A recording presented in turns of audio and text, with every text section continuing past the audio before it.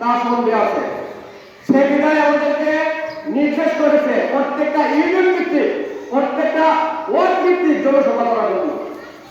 আমরা এই পৌরসভার মধ্যে মেঘনা ward, Madhyapara ward, Kazipara ward, আজকে করতলা ওয়ার্ডে আমরা এই জনসভা আয়োজন করেছি। আর প্রত্যেকটা ইউনিয়ন, সেই বাঞ্ছারম্ভ, নবীনগর, কসবা, আটরা, বিজয়নগর, আশুগঞ্জ, সরাই, নাসিরনগর সমস্ত এলাকা এই অক্টোবর মাসের 20 তারিখ থেকে আরম্ভ হয়েছে, 30 তারিখ পর্যন্ত শেষ হবে।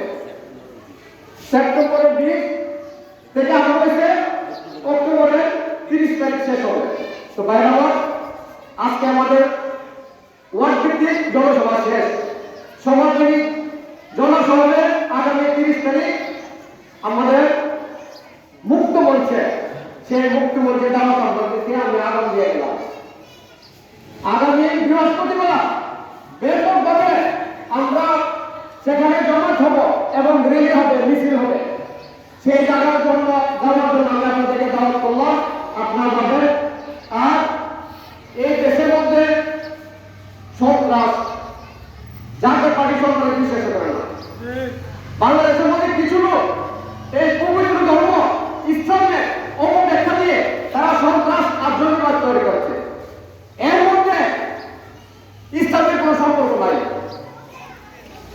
যাকে পার্টি শান্তিতে বিশ্বাস করে, আমরা শান্তিপ্রিয় দল এই 54 বছরের মধ্যে একদম পরিষ্কার হয়ে গেছে।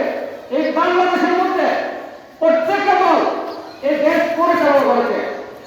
আপনারা দেখছেন কিভাবে তারা পরিচালনা করেছে। কাজে এই মুহূর্তে একটা কলঙ্ক মুক্ত যুদ্ধ দলের দরকার আছে কি নাই? যদি খাইটা থাকে, যাকে পার্টির নাম ভুলে গেলাম। সামনে কিন্তু অন্ধকার এদিকে আসতেছে, সেই অন্ধকারের সময় আপনাদেরকে দাওয়াত দিয়ে গেলাম। যাকে পার্টি একটা পবিত্র পার্টি, সেই পবিত্র পার্টির দাওয়াত আমি আপনাদেরকে দিয়ে গেলাম। আর নির্বাচন, যাকে পার্টি নির্বাচন সবসময় যায়, এবারও নির্বাচনে যাবে। এই বাংলাদেশের মধ্যে কয়েকজন প্রার্থীর নাম ঘোষণা হয়েছে, এই জন্য আমার নাম। তবে এরপর নির্বাচনী সভা হবে, এটা জনসভা, কর্মী সভা। যেহেতু নাম ঘোষণা হয়েছে, সেই বিধায় আমার নাম তারা বলেছে যদি নাম আসে আপনি সমস্ত এই ওয়ার্ডের সমস্ত লোককে নিয়ে আপনি বলবো এবং আপনাদের কাছে আমি দোয়া চাবো। আজকে আমি আপনাদের কাছে দোয়া চাই, যদি নির্বাচন করতে হয়, নির্বাচন আমি 2008 সালে করেছি, 2018 সালে করেছি। আমাদের জন